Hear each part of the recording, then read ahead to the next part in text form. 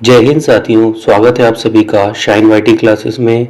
Hindi short hand की practice dictation 85 शब्द प्रति मिनट गति से डिक्टेशन 5 सेकंड में शुरू होगी। स्टार्ट। भाइयों और बहनों, हमने आपको यहाँ आने और एकता के प्रश्न पर विचार करने का निमंत्रण दिया। हमने ऐसा क्यों किया? इसलिए नहीं कि अचानक किसी कठिनाई ने हमें आ घेरा था, और जहाँ तक मेरा प्रश्न है, मैं ऐसा नहीं सोचता कि हमारा देश बिल्कुल बिखरने वाला है और इसे मिलाकर रखने की आवश्यकता है। लेकिन इसलिए हमने आपको बुलाया है कि हमने सोचा अपने इतिहास के इस अवसर पर इस समस्या पर कुछ जोर दिया जाए और लोगों के मन को एक विशेष दिशा में मोड़ा जाए। हमें जो बहुत सी चिट्ठियां या कागज भेजे गए हैं, उनसे हमें पता चलता है कि इस बारे में दो तरह के दृष्टिकोण हैं और दोनों ही अतिवादी हैं। एक यह कि हमारे सामने कोई जबरदस्त फौजी खतरा है। दूसरा यह कि क्यों इस बारे में शोर मचाया जाए।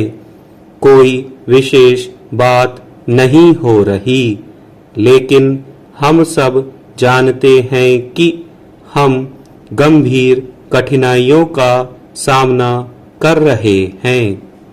कुछ कठिनाइयां ऐसी हैं जो पीछे से चली आ रही हैं और हमें विरासत में मिली हैं। दूसरी ऐसी हैं जो हमारी अपनी ही प्रगति का परिणाम है। इसलिए मुझे इससे कोई निराशा नहीं। किसी आने वाले खतरे के डर से मैं भारत पर नजर नहीं डालता। मैं इस प्रश्न को एक चुनौती मानता हूँ, क्योंकि सारी दुनिया की तरह भारत के हम लोग भी इतिहास के एक सबसे बड़े परिवर्तनकारी युग से गुजर रहे हैं। परिवर्तन में अगर कुछ चीजें ऐसी हो रही हैं जिन्हें हम पसंद नहीं करते, तो उसमें चौंकने की कोई बात नहीं। इसीलिए मैं इन मामलों पर, हालांकि ये परेशानी और चिंता पैदा करने वाले जरूरी हैं, मगर मैं इन्हें डरावना नहीं मानता। यह सब कुछ होना ही है, और वास्तव में जिस ढंग से यह सब कुछ हो रहा है, वह उस चीज की निशानी है कि हम प्रगति कर रहे हैं और वे सब इच्छाएं जो हमारे अंदर दबी पड़ी थी, उभर रही हैं, और हम अपने रास्ते में आने वाली बुराइयों से लड़ रहे हैं। ये बुराइयां क्या हैं, इनके बारे में आप सब जानते हैं। अगर मोटे तौर से कहा जाए तो ये है सांप्रदायिकता, जातिवाद, क्षेत्रवाद और भाषावाद।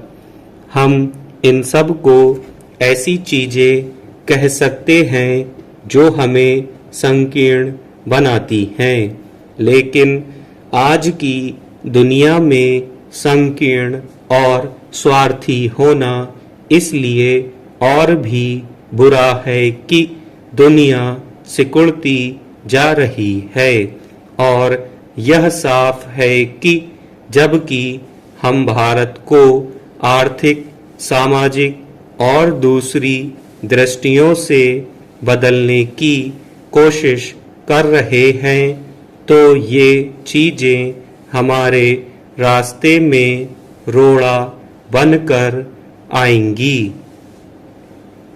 बहुत से लोगों ने जिन्होंने अपने विचार हमें भेजे हैं और एकता संबंधी इन समितियों ने जिनकी बैठकें हुई हैं, यह स्पष्ट किया है कि इन सब बीमारियों का एक मुख्य इलाज सामाजिक और आर्थिक उन्नति है।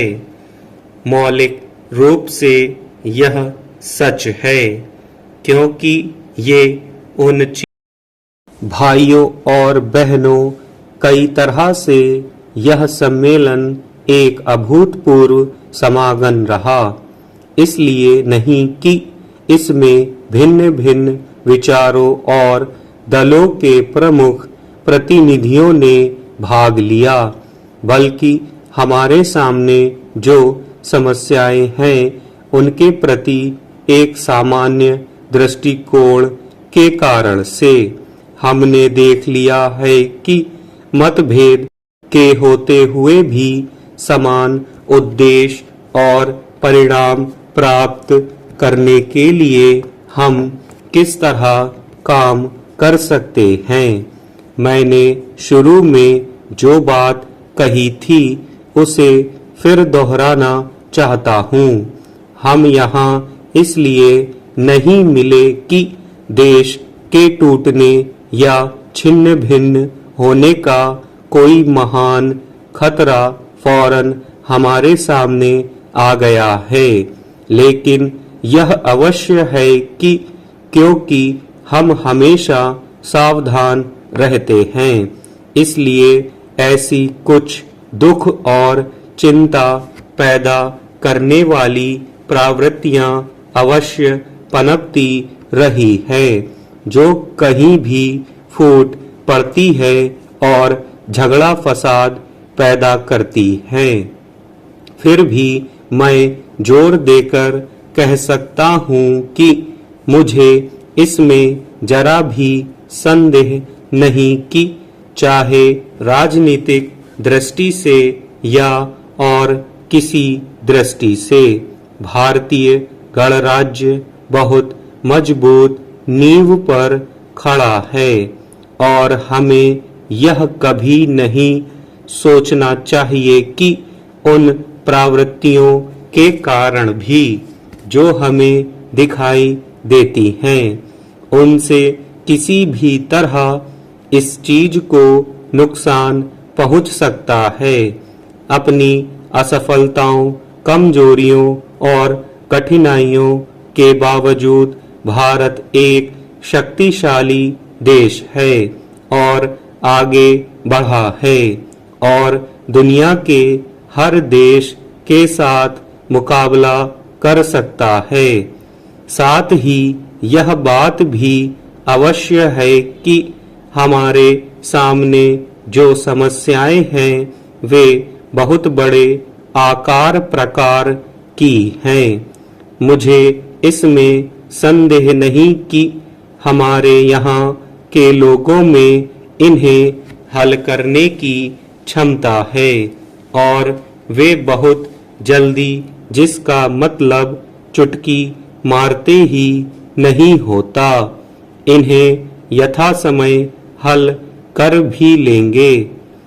इस सम्मेलन में और बाहर हम इस समस्या का किस तरह सामना करें, यह लोगों की मनोवृत्ति का प्रश्न है। निश्चय ही इन बड़ी बड़ी समस्याओं से तर्क से, युक्ति से समझाकर और एक विश्वास रखकर निपटना होता है। विश्वास किस में?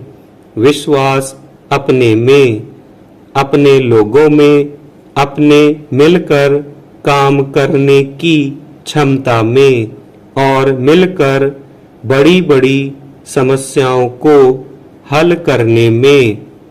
भले ही हम एक दूसरे के साथ बहस करें और कभी कभी चीखें पुकारें,